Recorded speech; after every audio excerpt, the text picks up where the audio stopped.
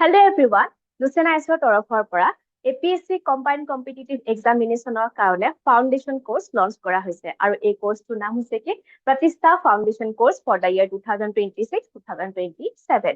এতিয়া এই পাৰ্টিকুলাৰ মডিউলটো আমি সেই সকল এস্পিৰেন্টৰ কাৰণে তৈয়াৰ কৰি আনিছো যি সকলে জাস্ট গ্ৰেজুৱেট লেভেল পাস কৰিছে বা সেই সকল এস্পিৰেন্টৰ কাৰণে বেছিকৈ উপযোগী হ'ব যি সকলে এই পাৰ্টিকুলাৰ পৰীক্ষাটোৰ কাৰণে ৰিসেন্টলি পঢ়িবলৈ আৰম্ভ কৰিছে বা প্ৰিপাৰেচন চলাবলৈ আৰম্ভ কৰিছে এতিয়া এই মডিউলটোত আপোনালোকে কোনখিনি বস্তু পাই যাব সেইখিনি বস্তু চাও আহক প্ৰথমতে আপোনালোকে পাই যাব কি এনচিইআৰটি ক্লাसेस এনচিইআৰটি বুকস খিনি আমাৰ যিকোনো কম্বাইন্ড কম্পিটিটিভ এক্সামিনেশন হে লাগিলে ইউপিএসসি হওক বা এপিএসসি হওক আমাৰ কাৰণে খুবেই গুৰুত্বপূৰ্ণ কাৰণ তাৰ পৰা পৰীক্ষাত কোৱেশ্চন অহা আমি দেখিবলৈ পাওঁ সেই এনচিইআৰটিস খিনি আপোনালোকক ইয়াতে পঢ়াই দিয়া যাব তদুপৰি আমাৰ অসমৰ যি স্বদেশ অধ্যয়ন নামৰ দুখন কিতাপ আছে ক্লাছ 11 এণ্ড ক্লাছ 12 সেই কিতাপ দুয়োখনো আপোনালোকক ইয়াতে পঢ়াই দিয়া যাব নেক্সট আহিব কি এডভান্স ক্লাसेस কভাৰিং দা সিলেবাস এতিয়া এপিএসসি ফালৰ পৰা এই পাৰ্টিকুলাৰ পৰীক্ষাটোৰ কাৰণে প্ৰিলিম স্পেসিফিক আৰু মেইন স্পেসিফিক দুখন বেলেগ বেলেগ সিলেবাস তেওঁলোকে আপোনালোকক প্ৰভাইড কৰিছে এতিয়া প্ৰিলিমছত যিখন ৰেসপেক্টিভ সিলেবাস আছে সেই সিলেবাস অনুসৰিয়ে আপোনালোকে এই গোটেই মডিউলটোত ক্লাसेस খিনি পাই যাব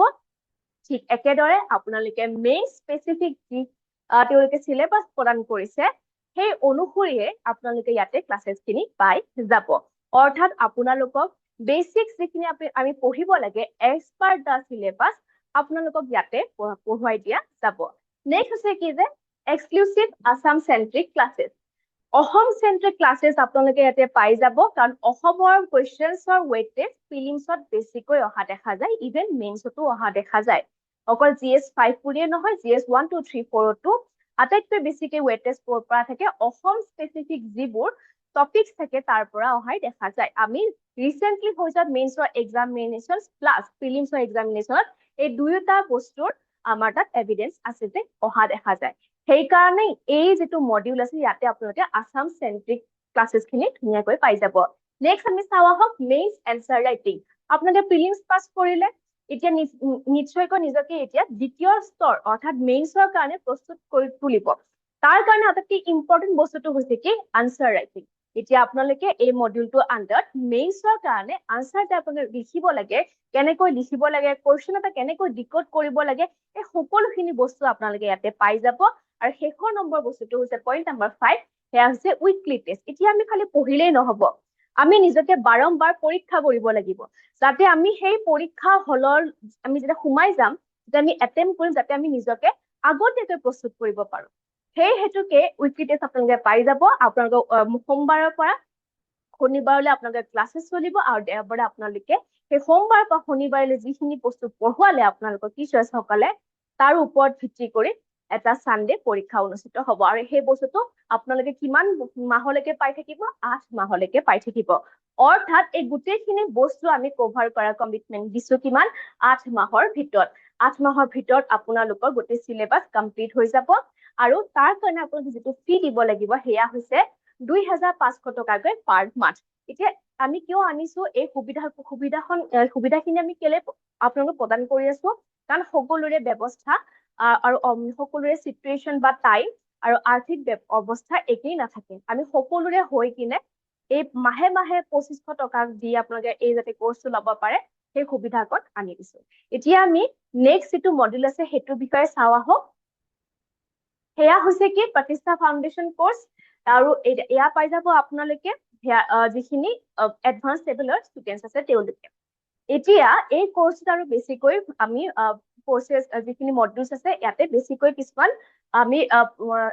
কিছুমান সুবিধা আপোনালোকক প্ৰদান কৰিছো এটাটো হৈছে এনচিইআৰটি ক্লাছ আপোনালোকে পাই যাব যিখিনি মই অলৰেডি ক'লোৱে নেক্সট হৈ যাব এডভান্স সিলেবাস লেভেলৰ যিখিনি কভাৰেজ সেইখিনি পাই যাব এক্সক্লুসিভ আসাম সেন্ট্ৰিক ক্লাसेस থাকিব মেইনছৰ আনসাৰ ৰাইটিং থাকিব উইকলি টেষ্ট থাকিব তাৰ উপৰিও আপোনালোকে পাই যাব কি প্ৰাৰম্ভ প্ৰিলিমছ টেষ্ট কোৰ্স যেতিয়া প্ৰিলিমছ আহিব তাৰ কাৰণে স্পেসিফিক আপোনালোকে কি পাই যাব এটা ক্ৰেশ কোৰ্স পাই যাব আৰু অকল ক্ৰেশ কোৰ্সে আবা পঢ়িলেইটো নহব আমি নিজকে পৰীক্ষাও কৰিব লাগিব সেই হেতুকে আপোনালোকে সাধনা প্ৰিলিমছ টেষ্ট সিৰিজো পাই যাব উইকলি টেষ্টটো পাবই সেইটো সপ্তাহে সপ্তাহে অনুষ্ঠিত হ'ব, কিন্তু যেতিয়া প্ৰিলিমছ আহি পাব, সেই প্ৰিলিমছ স্পেচিফিক আপোনালোকে কি পাই যাব, টেষ্ট চিৰিজ পাই যাব। নেক্সট আহিব মেইনছ। মেইনছৰ কাৰণে আপোনালোকে মেইনছ চেন্ট্ৰিক টেষ্ট কোৰ্চ অৰ্থাৎ মেইনছ তত্ত্ব কোৰ্চ পাই যাব। তদুপৰি মেইনছৰো আপোনালোকে কি পাই যাব, টেষ্ট চিৰিজ পাই যাব। লগতে আটাইতকৈ যিখিনি ইম্পৰ্টেণ্ট ফেক্টৰ থাকে আমাৰ কোৰ্চৰ, সেয়া হৈছে কি কাৰেণ্ট এফেয়াৰ্ছ। এই কাৰেণ্ট এফেয়াৰ্ছো আপোনালোকে প্ৰিলিমছ প্লাছ মেইনছৰ কাৰণে এই গোটেই কোৰ্চত গোটেই ক্লাছেছ খিনি পাই যাব। নেক্সট হ'ব কি ইণ্টাৰভিউ গাইডেন্স প্ৰগ্ৰেম। আপোনালোকে ইয়াতে ইণ্টাৰভিউ গাইডেন্স প্ৰগ্ৰেমৰ যিখিনি বস্তু আহে, ফৰ এক্সাম্পল আপোনালোকৰ ডেস্কখন চোৱা, আপোনালোকৰ ইণ্টাৰভিউ কণ্ডাক্ট কৰা, কেনেকৈ ইণ্টাৰভিউত বহিব লাগে, কেনেকে কথা ক'ব লাগে, ডেলিভাৰ কৰিব লাগে, এই সকলোখিনি বস্তু ইভেন 1-to-1 সেশনো আপোনালোকে ইয়াতে পাই যাব। আৰু নেক্সট আপোনালোকে যদি আপোনালোকৰ ঘৰত পঢ়িবলৈ সুবিধা কম নাথাকে, তেনেহলে আপোনালোকে লুচেণ্টত আহি লুচেণ্টৰ লাইব্ৰেৰীত পঢ়িব পাৰিব, অৰ্থাৎ লাইব্ৰেৰী ফেচিলিটিছো ইয়াতে আছে। আৰু এই কোৰ্চটো আমাৰ যিটো ডিউৰেশ্যন, সেয়া হৈছে কি এটা কমপ্লিট 1 এক্সাম চাইকেল, আৰু ফিটো হৈছে কিমান 35,000 ৰুপিজ। আৰু দুয়োটা মডিউলৰ বিষয়ে যদি আপোনালোকে বিতংভাৱে জানিব বিচাৰে, তেনেহলে লুচেণ্টৰ ৱেবছাইটত গৈ ভিজিট কৰিব পাৰে, বা ইয়াত যিটো নাম্বাৰ ডিছপ্লে কৰি আছে তাত আপোনালোকে ফোন বা হোৱাটছএপ যোগে সংযোগ কৰিব পাৰে। Thank you so much.